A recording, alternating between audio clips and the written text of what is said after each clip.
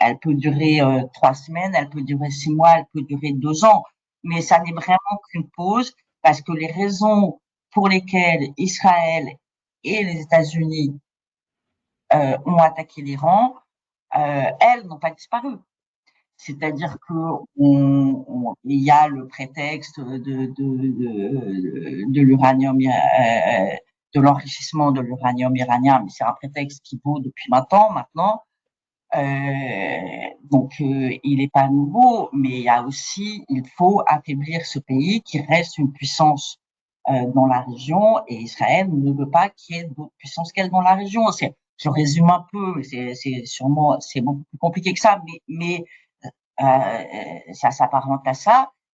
Et aussi, et je pense aussi que ça, c'est les raisons d'Israël, mais les raisons des États-Unis, c'est la place de l'Iran, les nouveaux corridors que l'Iran a négociés, d'un côté le corridor nord-sud qu'elle a négocié avec la Russie, l'autre côté le corridor qui part de l'Iran pour arriver en Chine et qui est une sorte de renaissance des routes de la soie. Donc, tout ça fait une intégration euro-asiatique beaucoup plus forte et ça, et qui renforce l'Iran, mais aussi la Chine et la Russie. Et ça, les États-Unis n'en veulent pas. Et je pense que c'est aussi une des raisons qui ont fondé cette guerre. Je rappelle que juste quelques jours avant les frappes, la Russie et l'Iran avaient, non, la Chine et l'Iran avaient inauguré 1350 kilomètres de rails.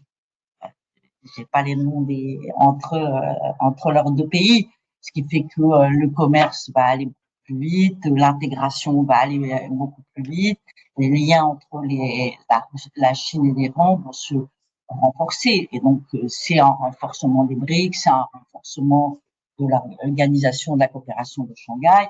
Donc, c'est toutes ces raisons qui font que les États-Unis étant tellement en guerre entre guillemets contre la Chine, c'est toutes ces raisons font que ils ont envie d'affaiblir l'Iran et de couper ses liens.